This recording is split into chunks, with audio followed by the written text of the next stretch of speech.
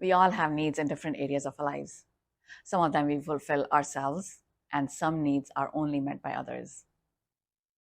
Understand this, that having needs is not a sign of weakness. Many people don't want to admit or accept that they have needs.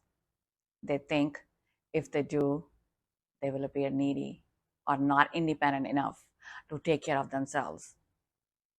They don't want to be called dependent. Our culture has also been glorifying that if the person is low on needs, that person is low maintenance, or else they will be considered needy. We are not talking about extreme cases here. It is very much normal and healthy to rely on other human beings to meet your needs. It is okay. In relationships, success of it depends a lot on the fulfillment of your needs. You may feel fulfilled and your partner may not.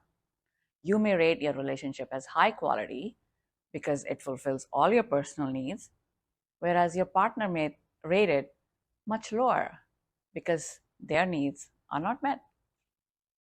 You see, you are two people, but each of you has a different experience of your relationship. And in many relationships, both are not fulfilled. So, does your partner know what your needs are? And do you know your partner's? Have you told them yours? Have you asked them theirs? I know it's not an easy thing to do.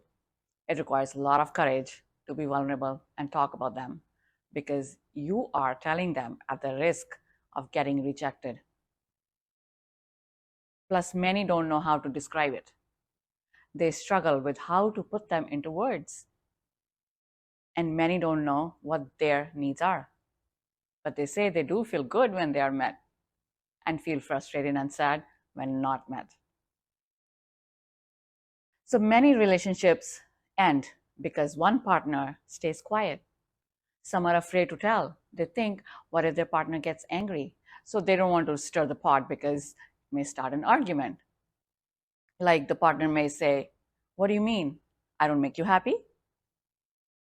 Because what happens often is your partner makes the mistake of giving you what they need themselves without asking or knowing what you need. And this leads to frustration on both sides. One feels they are giving, and the other feels something is missing. People also keep quiet because they may believe that they are not going to get it. So, what's the point of talking about it? And the most common reason we get to hear is, why do I have to tell them? They should know what I need. Ask yourself, do you know what your partner needs are? You can assume here. Assumptions create a lot of misunderstandings. So it is your responsibility to tell them rather than blaming and criticizing them for not meeting your needs. But before you do that, make sure you identify them. Because if you don't know what they are, how would you communicate them to your partner? I have heard this so many times when I ask, so what do you need from a relationship? And they say, all they need is love. Okay, that's good. But how do you feel loved? What do you want your partner to do for you so that you feel loved? You got to be very specific. The common needs both men and women talk about are that they need to be told that they are loved, like words of affirmation, or they need to feel and be told that they are valued, that they are an important part of their partner's life, and that they are a priority, or the need to feel respected and trusted, or the need to feel desired. You will have to find out for yourself. And remember, there are no right or wrong needs, good or bad. They're just needs. And everybody's needs and levels are different. When you are being vulnerable with your partner and sharing your needs with them, it creates intimacy because you are telling your partner some of the sensitive information about yourself. You're sharing your weaknesses. You are sharing your fears. which means you're removing that armor that you're wearing and letting the other person come close to you. You are removing those walls that you have built around you. You tell me, if you don't remove that, how do you expect the other person to know you and come close to you? How would you create that bond and build intimacy, that emotional intimacy?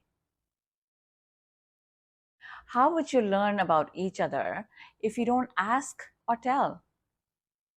And to have a substantial, solid relationship, emotional intimacy is very important, or else it would be very superficial and won't last long. So, this was about you. How about your partner's needs? One thing to keep in mind is that when your partner shares with you, they are putting trust in you. Handle this information delicately, okay? You may discover many things about them, even when you think you know them very well. That is, if you have been together for a long time. And if you are in a new relationship, this information will be very helpful. But sometimes things don't always go the way you want them to. What if your partner doesn't cooperate with you when you ask them to share? Then, then you have to go solo and do your own investigation. Again, try not to assume based on previous experiences. Now you have another responsibility to make it safe for them so that they can take this risk of sharing their innermost information with you. And when they share, listen to them with respect and kindness. And please resist the temptation of judging them.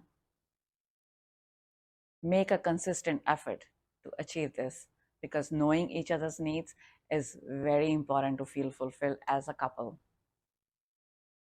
Let me tell you, it'll be time consuming and take a lot of patience. The more you know about each other, the better, the stronger the connection. I remember reading somewhere a comparison between a real estate agent and a romantic relationship. And I want to share this with you. Let's say you are a real estate agent and you're trying to sell a property.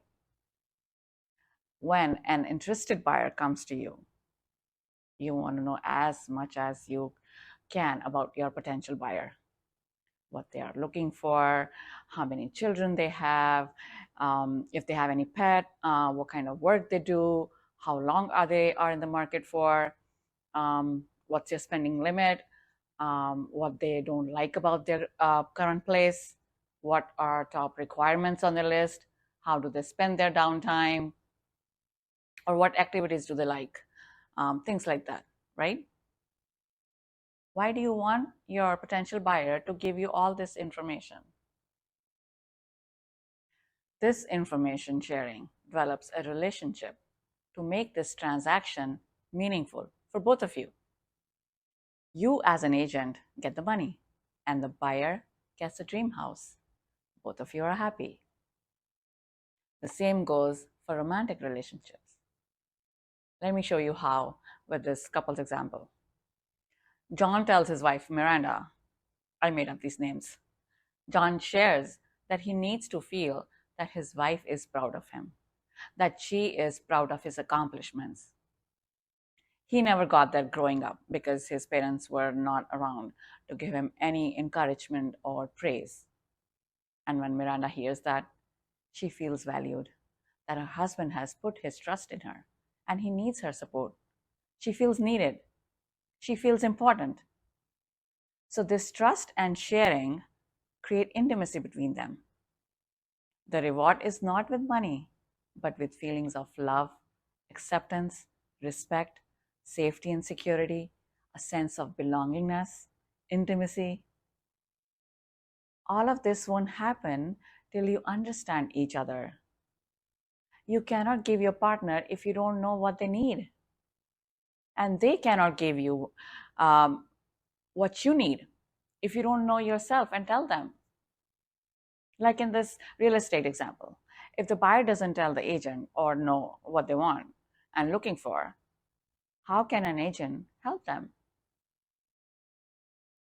To better understand and give structure to your needs, what you can do is write them down, describe each need, be honest and specific as much as you can.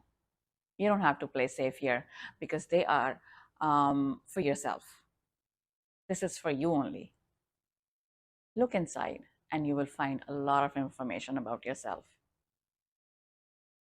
So, are you brave and courageous enough to take this risk of sharing? I hope you do.